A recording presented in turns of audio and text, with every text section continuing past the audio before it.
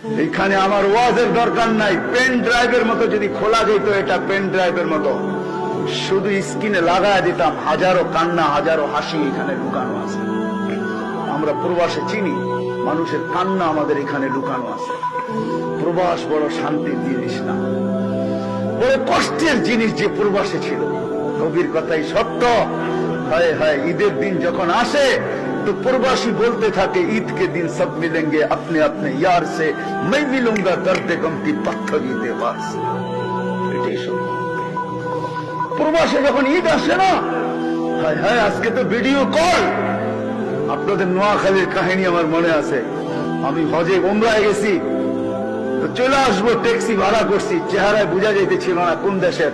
আমি বৈশাখী, আমি মনে করছি ইন্ডিয়া পাকিস্তানের হবে, নাদুর নাদুর চেহারা, সুন্দর। তো আমি উর্দুতে জিজ্ঞাসা করলাম তোমার বাড়ি কোথায়? বাংলাদেশে। তাহলে আমি বললাম তোমার সাথে তার উর্দু বলে কোনো দরকার নেই। কোথায় বাড়ি? কয় নোয়াখালী। কতদিন এখানে? 25 বছর। বাড়ি গেছো কয়দিন পর পর বাড়ি যাও? 2 থেকে 3 বছর পর। আমি বললাম মাইনা নিলাম 2 বছর পর, তাহলে 25 বছর আপনি 12 বার বাড়ি গেছেন, ঠিক না? তো বলে হ্যাঁ হুজুর তাই হবে। তো আমি বললাম যে আপনি তো জীবনের কোনো মজাই দেখেন নাই। বছরে 25 বছরে 12 বার বাড়ি গেছেন। 2 মাস থেকে 3 মাস ছিলেন, 36 মাস। 3 বছর আপনি বাড়িতে ছিলেন, 23 বছরই আপনি বাহিরে আছেন। লাইফের তো কোনো মজা আপনি বোঝেন নাই। হয় হয় আমি জানি না, আমার কথার ভিতরে যে বিষ মাখানো ছিল। সে হ্যান্ডে গাড়ি চালানো ছেড়া দিয়া সাইড করা, চোখের পানি ছেড়া দিছে। হুজুর আপনি বোঝেন, আমার পরিবার পরিজন বোঝেন। আমার মেয়ে আজকে আমাকে ফোন করছে, তার নাকি ক্যালকুলেটর লাগবে, সায়েন্টিফিক ক্যালকুলেটর লাগবে। একটা ক্যালকুলেটর বাহির হয়েছে সায়েন্টিফিক, তার লাগবে। আমি ট্যাক্সি চালাই, সকালবেলা বাহির হই, বিকালে ফিরি।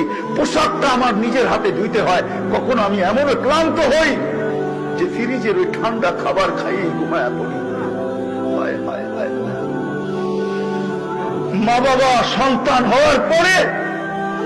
হওয়ার পরে নিজের জন্য বাঁচে না। সাহাবী রাসূল বলতেছিল, ওই দিন থেকে আমার বাঁচা আমি ভুলে গেছি, তোর জন্য বাঁচতেছিলাম। হায় হায়, লম্বা কাহিনী। আমি বুড়া হইতেছিলাম, তুই জওয়ান হইতেছিলি। আমার যৌবন তোর ভিতরে স্থানান্তর হইতেছিল, আর আমি বুড়া হইতেছিলাম। আমার যৌবন তোর ভিতরে ট্রান্সফার হইতেছিল। লম্বা, শেষ পর্যন্ত বৃদ্ধ মনে মনে বলতেছিল, তুই আমাকে বাপ না ভাবতি, একজন হিতাকাঙ্ক্ষিত ভাবতে পারতি যে আমি তোর জন্য কিনা করছি। তুই আল্লাহ রসুলের কাছে আমার বিরুদ্ধে অভিযোগ। আল্লাহ রসুল আব্বাকে দেখেন নাই, কবিতা শুনতেছিলেন আর চোখের পানিতে বুক ভাসতেছিলেন। কবিতা যখন শেষ, তো যুবকের কলার জোড়া বলছে, কুম আনতা ওয়া মালুকা লি আবিকা, উঠ, তুই আর তোর মাল তোর বাপের জন্য, বাপের বিরুদ্ধে অভিযোগ। ঠিক না? ওই সন্তান জানে না বাপের কবর কোথায়, ওই সন্তান জানে না বাপের কবর কোনটা। করুণা ওইটাই দেখায় দিছে চোখে আঙ্গুল দিয়া। ওই সন্তান জানে না বাপের কবরস্থান কোনটা। ওই সন্তান বাপেকে পিপি পরা, মাস্ক পরা, হ্যান্ড গ্লাভস পরা, ওই সন্তান 2 ফোঁটা চোখের পানি দিয়ে বাপকে কবরে রাখতে পারে নাই। ফোন করে বলছে সব কাজ আপনারা করে আনেন, আমার বাপের করুণা হয়েছে, আমরা আসতে চাই না।